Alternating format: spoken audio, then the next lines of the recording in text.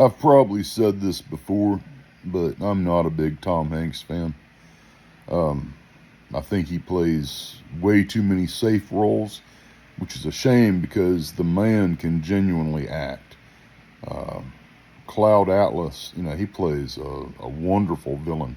And that is always my litmus test of an actor.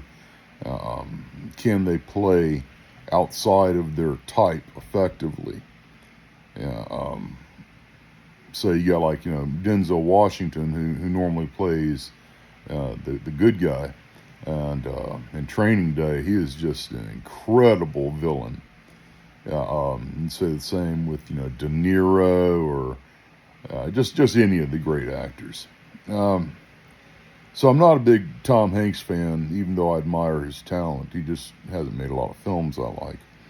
Uh, Castaway and was an exception. Cloud Atlas, of course, and then Purgatory, which is the subject of why I'm talking right now. Purgatory is a Depression era gangster flick. I think Depression, maybe it was in the 20s, but around then. And Tom Hanks plays his role reasonably well. Not outstanding, but still, he puts in a solid performance. But the real reason that I like this film is not because of Tom Hanks, but for a very minor character played by Daniel Craig. And I don't want to spoil anything. He plays the rich son of a gangster, and he does something bad and puts him at odds with Tom Hanks and blah, blah, blah. And there's also an incredible performance by Jude Law.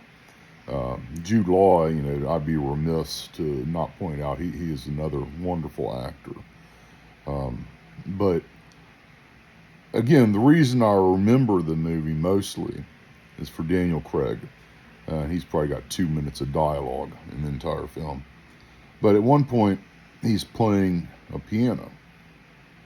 And this kid asked him, why are you always laughing, Mr. whatever his name was?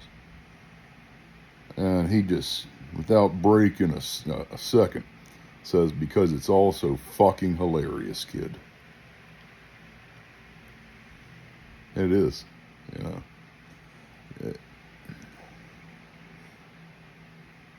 It's approaching, what Craig is doing there is approaching life from an absurdist viewpoint, which I happen to share. How can you look at the news and not just see how incredibly absurd humanity is?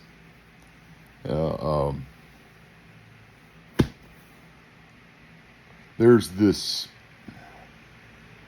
funny, quote unquote, funny saying, and I'm going to generalize here, but talking about flying in a spaceship, or maybe it was an airplane, and the guy says, yeah, it really fills your mind thinking about my life is depending upon something that was put together by the minimum bidder, by the lowest bidder. So yeah,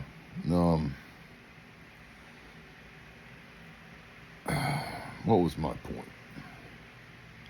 Well, anyhow, evolution is kind of the same way.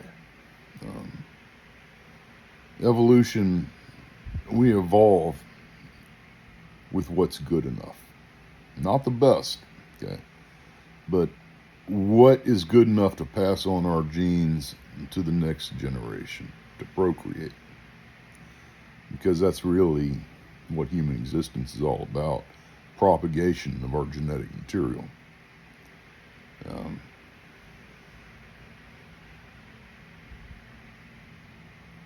So no, I'm no longer surprised at the depths that humanity will go to.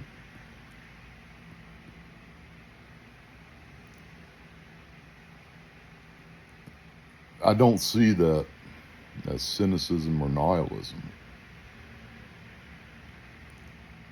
I just truly believe that only about 10% of people are worth messing with, are worth interacting with. There are some genuinely good people in the world, but most of them are not. No.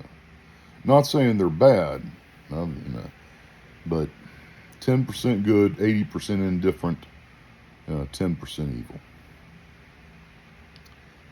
That seems roughly to be the breakdown of humanity that I've come to in 55 years.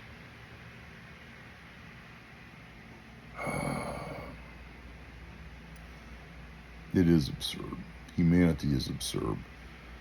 History is driven by ego and want of women and whim.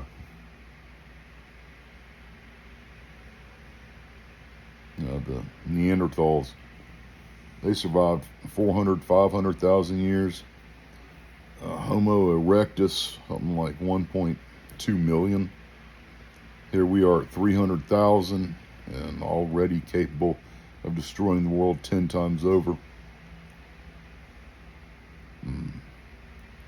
I guess it's true. The candle that burns twice as fast burns twice as bright.